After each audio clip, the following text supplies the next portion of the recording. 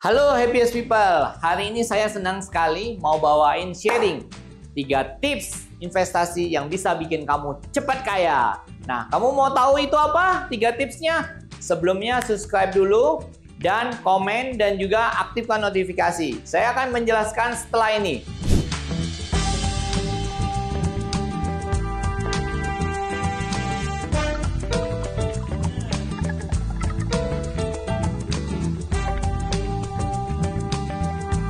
Nah, Happiest People, saya akan ngejelasin ya 3 investasi yang bikin cepat kamu kaya. Yang pertama yang sudah sangat lama sekali tapi masih sangat relevan dan juga sangat baik sekali untuk investasi. Pertama adalah emas. Kenapa emas? Ya, emas itu tiap tahun itu cenderung naik sekitar 5-20%. Nah, emas juga bisa kamu beli dalam jumlah yang kecil.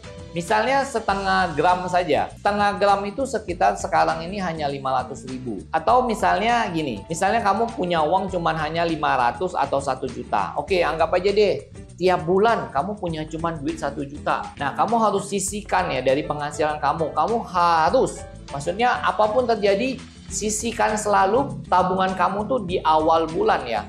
Bukan di akhir bulan. Kalau di akhir bulan kamu nabung, pasti uang kamu cenderung habis. Itu ya salah satu trik untuk investasi, tabung itu selalu di depan. Nah, kenapa emas? Gini loh, kalau kamu coba bayangkan, kamu punya penghasilan misalnya 6 juta, 7 juta.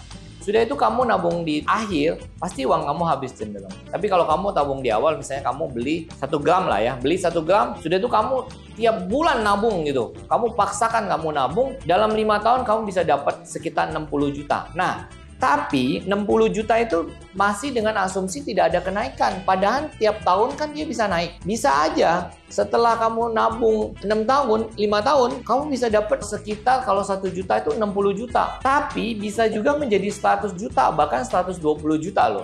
Karena kan dia ada kenaikan kan. Tapi tetap emas aja tetap ada risiko ya. Cuman kalau menurut saya risikonya agak kecil gitu. Nah, Happiest People, kenapa menurut saya lebih baik kamu investasiin ke emas? Karena kalau kamu nggak investasi, kamu tabung.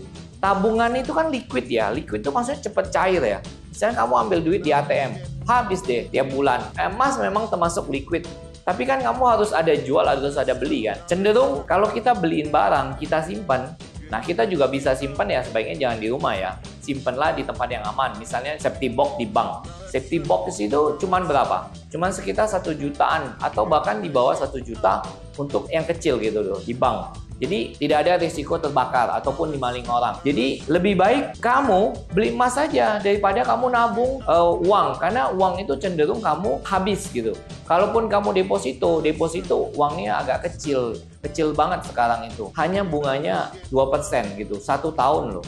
Kalau kondisi saat ini, emas kalau menurut saya cukup menarik. Kenapa? Karena ekonomi global kan saat ini kurang bagus. Kedua, lagi perang gitu loh. Kita kan nggak tahu nih perang nanti gimana ke depannya. Jadi, kalau menurut saya saat ini emas yang paling bagus. Kenapa? Karena kemungkinan untuk dia naik saat ini itu sangat tinggi sekali. Happiest People juga inget ya, kalau mau beli emas, jangan belinya yang emas perhiasan. Kalau emas perhiasan, karena nilai investasinya akan turun. Kenapa? Karena kan kalau emas perhiasan kan dia ada namanya jasa pembuatan kan aksesoris kan dia, jadi bikinin bentuk ini itu kena biaya. Jadi belinya yang bagaimana? Belinya yang berupa batangan ya, atau kepingan gitu loh, kepingan atau batangan gitu. Kalau duitnya banyak ya beli batangan, tapi kalau duitnya kecil mungkin belinya mulai start dari 1 gram atau setengah gram dulu aja.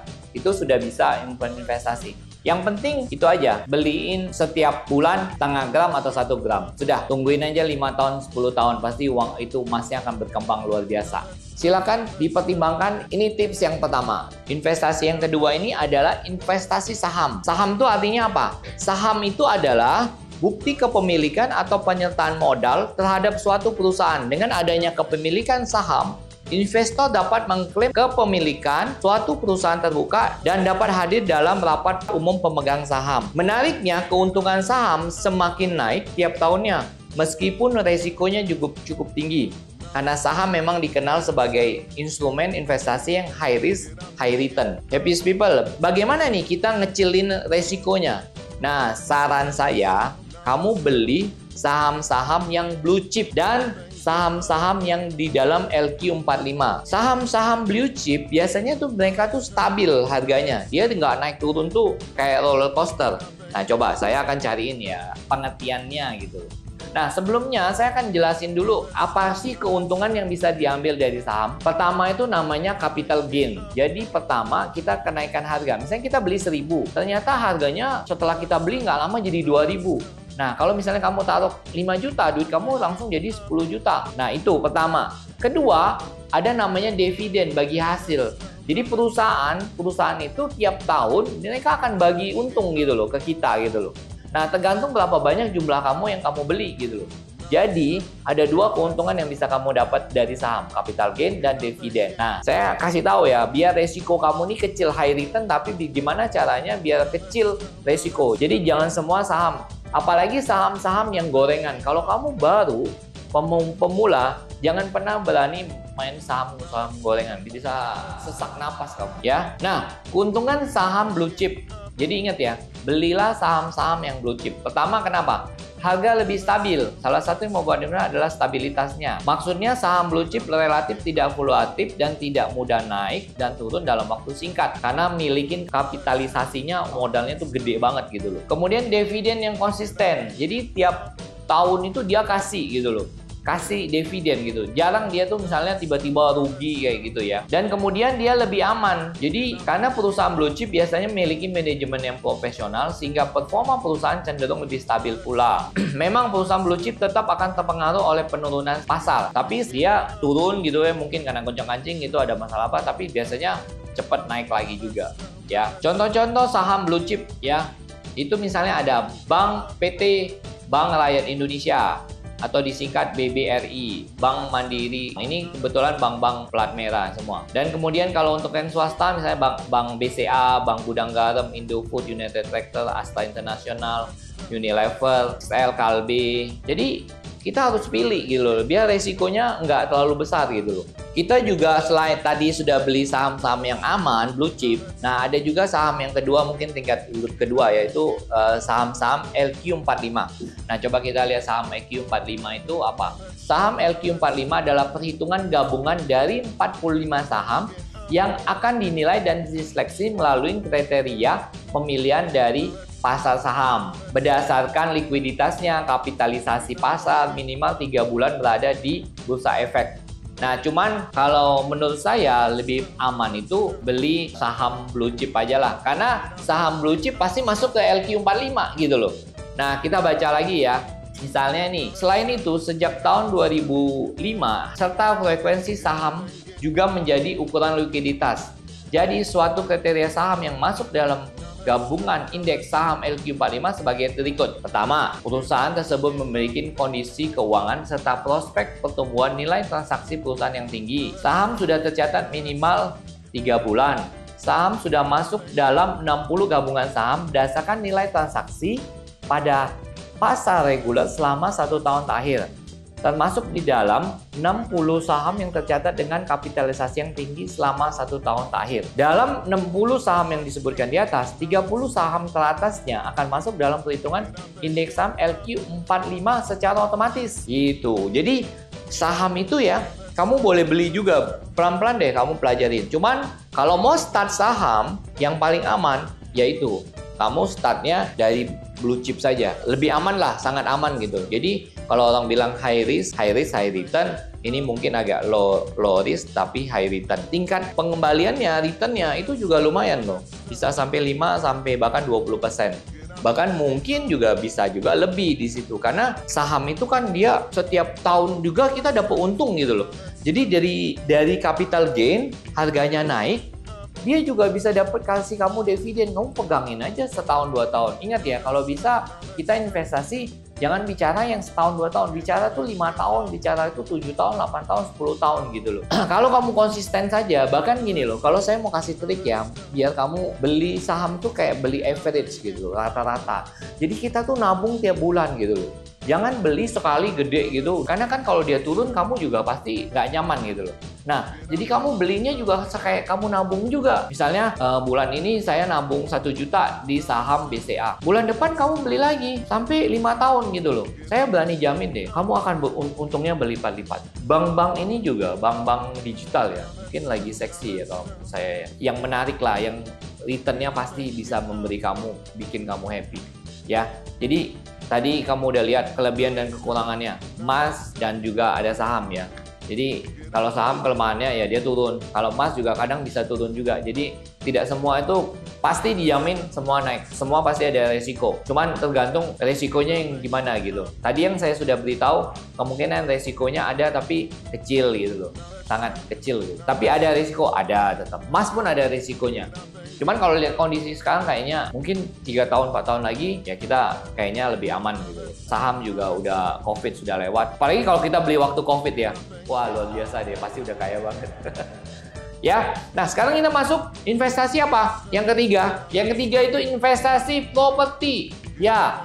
Nah, properti kan mungkin banyak orang tuh salah gitu. Properti bilang, aduh properti kan mahal banget. Butuh uang gede, saya ini kan gajinya baru gaji 4-5 juta, 7 juta itu gimana bisa beli? Udah tuh dari mana duitnya? Nah, banyak orang tuh salah loh. Termasuk juga saya salah juga. Ternyata saya udah menemukan formulanya. Karena gini loh, ada 2 cara bisa dapetin properti dengan tanpa modal apapun dengan modal. Paling gampang kalau menurut saya ya, beli properti yang murah. Misalnya yang subsidi. Subsidi kamu tahu nggak harganya berapa? Sekarang Jakarta itu kalau nggak salah Jabodetabek, subsidi itu harganya 185 jutaan. Sebulannya cuma berapa? DP kalau nggak salah 10 atau 20%. Kan kalau cuma 10-20% paling cuma 5 juta, 6 juta ya. Mungkin 10 juta maksimal. Mungkin kamu ada lah ya, kamu nabung berapa bulan kan bisa gitu. Apalagi kalau kamu nabung sama istri gitu.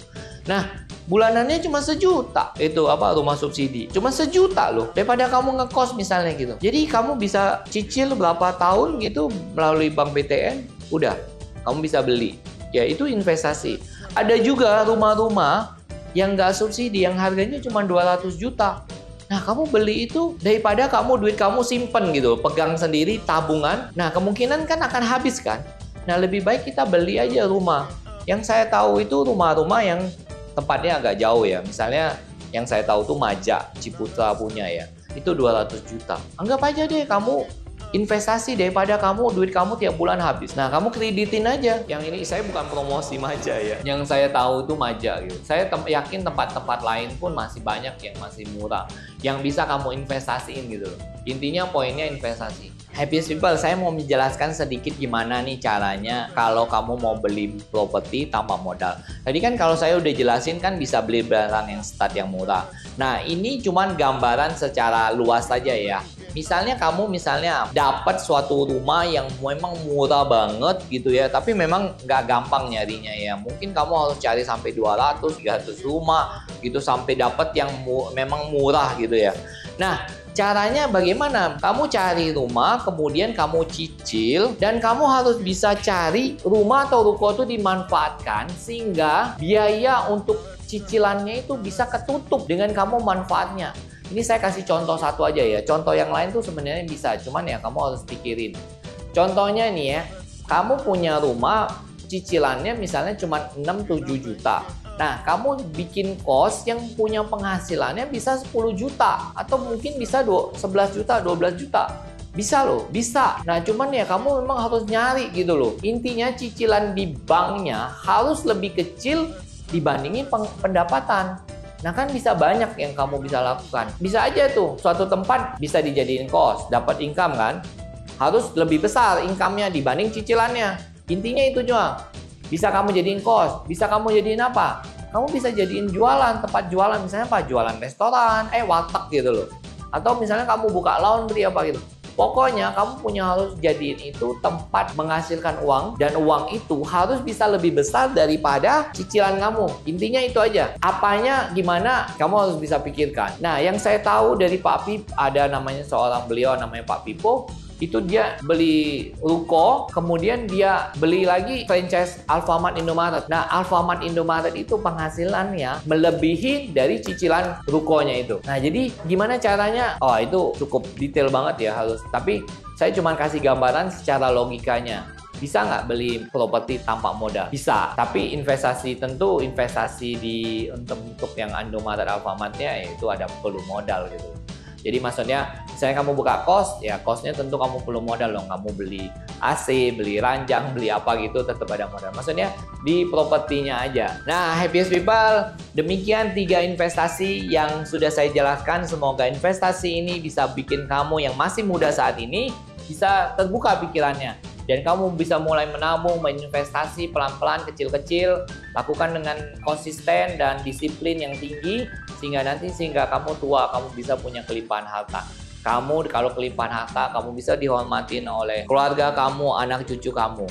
Nah, Happiest People, moga-moga kamu jangan lupa ya untuk subscribe, juga kasih komen, atau kamu ada pertanyaan, go ahead, aku akan bantu jawab. Dan kemudian juga jangan lupa juga aktifkan notifikasi ya. Dan nanti saya akan perdalam lagi investasi-investasi apa yang bisa bikin kamu cepat kaya. Dan juga mungkin kamu ada pertanyaan yang lain, saya akan jawab sebisa saya. Oke, sampai ketemu di lain kesempatan dan di topik yang berbeda.